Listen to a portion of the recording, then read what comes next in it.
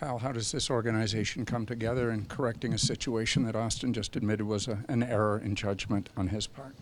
Well, I think as we go through it, I think you always wish that whenever you're part of any organization, athletics or otherwise, that there's never going to be any issues. There's never going to be any errors in judgment. There's never going to be any distractions. Unfortunately, there often are, whether it's us, different organizations, businesses, wherever that may be. And we obviously take the matter very seriously. We're obviously disappointed that it's, as Austin said this morning, that it's been a distraction and for what it's caused not only to the team but everyone who's involved.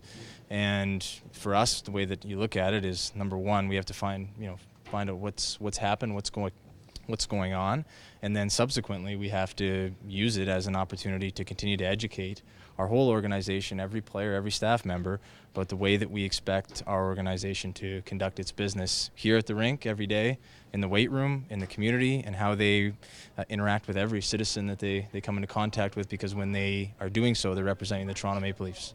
What bothers you more? What bothers you more, that it happened or that you didn't find out that it happened? Oh, I don't think I have them in a power ranking, Steve. They're equally, probably, is number one, that there was a situation, and number two, that the way in which we found out. I think both are disappointing and will be addressed, and we'll roll from there. But obviously, you don't ever like for there to be any situations, and then when you do, I think you want to know about them as soon as possible. What needs to happen for your relationship with Austin after not finding out about this? I just think a discussion in depth as to the way that it went about. I think I've got a pretty good idea about that, Chris. And for us, it's I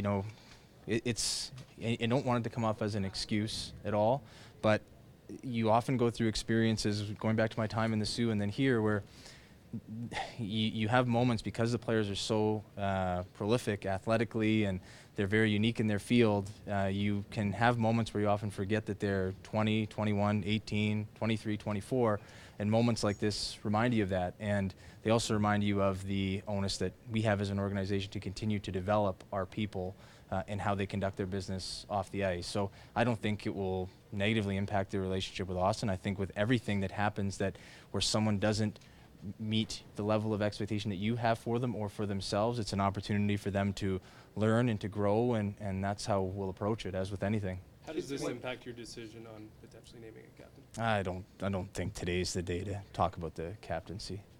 Kids make kid mistakes. Do you expect more from the agent in this case?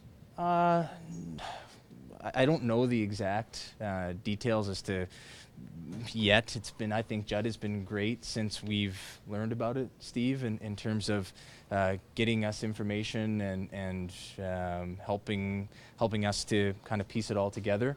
Of course, I would have liked for somebody to come forth before and let us know, but I think that expectation goes to everybody involved, right? Not to one person or another, but all of them, and predominantly, I think with all of our players, if they do have something that happens away from the rink or something that's at the rink that's bothering them or that goes on, we need them to be able to come to us and for us to be able to help them or to provide guidance. How did you find out, Kyle? I found out on Twitter yesterday, and then called Austin. And how was he on that phone call? Very honest about it. There was no ducking. There was no denying anything. He was very honest with me about what had happened, and that was, which was, I would have liked to know before, but I'm happy that in the moment when he could have ducked away or deferred, that he was honest with me.